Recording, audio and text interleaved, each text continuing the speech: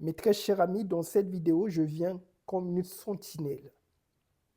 Nous sommes dans les temps de la fin. Le Seigneur nous a demandé d'être prudents comme des serpents. Sur la toile, j'ai écouté une personne dire que la révélation est au-dessus de toute chose dans la foi chrétienne ou dans la doctrine chrétienne. J'irai même plus loin, ou dans la spiritualité chrétienne. Quand tu écoutes une prédication, une prophétie, une révélation qui n'est pas en accord avec la parole de Dieu, n'hésite pas à rejeter. Dans cette vidéo, je vais vous donner par ordre de hiérarchie la suprématie dans la communication divine. Qu'est-ce qui est au-dessus dans la communication divine? La seule chose qui est au-dessus dans la communication divine, c'est la parole de Dieu. La Bible est très claire. Au commencement était la parole. Jean 1. Dans 2 Timothée 3, verset 16, il est écrit « Toute écriture est inspirée de Dieu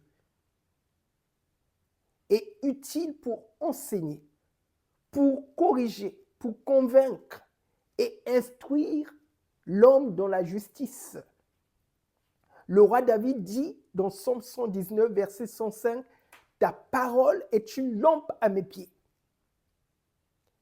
La parole de Dieu est l'autorité suprême sur la terre. Dans la spiritualité chrétienne, la parole de Dieu est au-dessus de la révélation. Numéro 1. La deuxième des choses qui est au-dessus de la révélation, c'est la doctrine. Parce que la doctrine tire sa force de la parole de Dieu. La doctrine est subordonnée à la parole de Dieu. La doctrine se définit comme l'ensemble des enseignements des Écritures. Tout ce que la Bible enseigne sert de fondement à la doctrine chrétienne. Donc la doctrine chrétienne doit être conforme à la parole écrite de Dieu.